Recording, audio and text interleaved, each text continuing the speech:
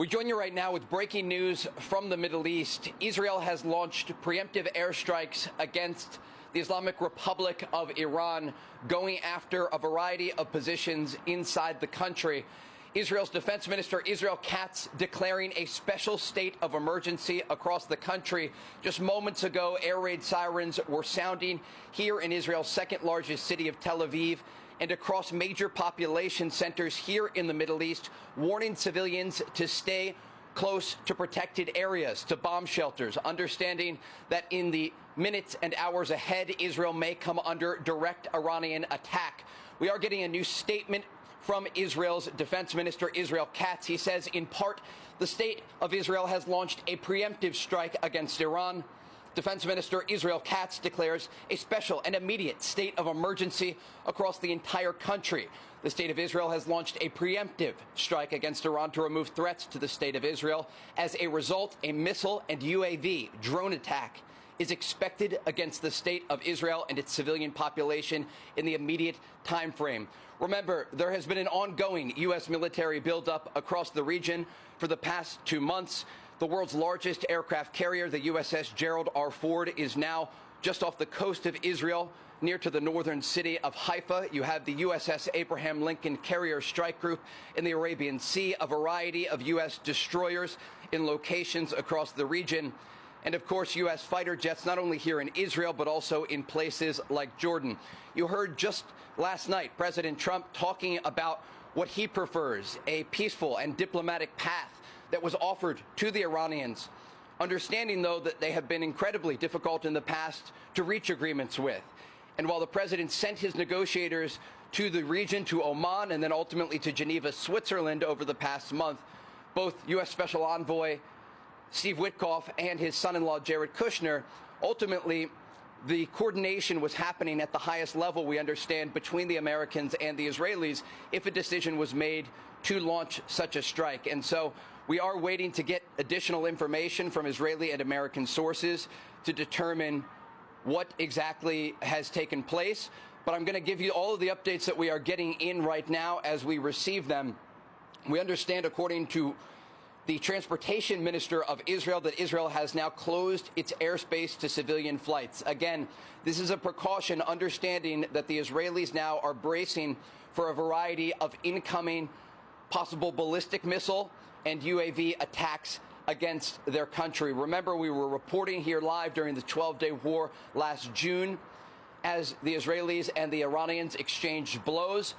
And the Iranians have the ability to launch ballistic missiles. They take about 12 minutes to get to Israel, and they can cause significant damage to major population centers here.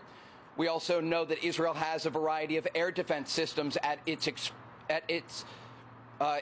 ability, and some of those include the short-range systems, the Iron Dome system, the Arrow system, and also David's Sling. You also have Patriot missile defense systems and THAAD systems provided by the Americans that were deployed here in preparation for the possibility that a decision was made to strike Iran, understanding that there will be a response, as we saw over not just during the 12-day war, but also when the Israelis and the Iranians in 2024 exchanged blows 2 separate times in the spring of that year and also in October of that year. Again, if you are just joining us right now, we are reporting live from the Middle East, where Israel has made a decision to launch preemptive airstrikes against Iran amid the backdrop of a massive U.S. military buildup across the region. A special state of emergency has been declared across Israel. Israel's Defense Minister Israel Katz is urging all civilians to head to bomb shelters immediately. And again, I do want to bring in John Scott right now, who is going to continue with our reporting here. John, what do we know about the situation stateside?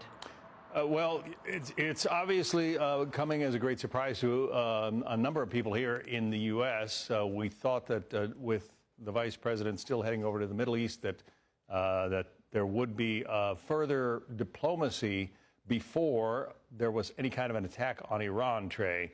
But obviously, the Israeli attack seems to suggest that the United States will be ready with that massive amount of firepower that you were talking about to continue hammering the Iranians. That is yet to be determined, yet to be confirmed by the U.S. State Department or the Department of War.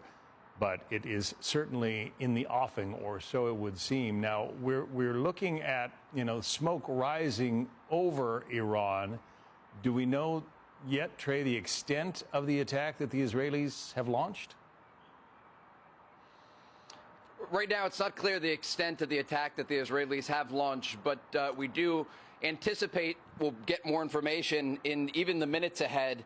As this is developing, we understand that there is a change in the Home Front Command guidelines in Israel and a decision to shift all activities for the civilian population to essential only. Not only is the Army on high alert along with air defense systems, but also you have a situation where the country has now shut down its civilian airspace, again, in preparation for the possibility that missiles or drones could be fired at Israel in a matter of minutes. John, stateside, where the president is this weekend, what do we know about President Trump's schedule going into the weekend here? We know he is in Mar-a-Lago.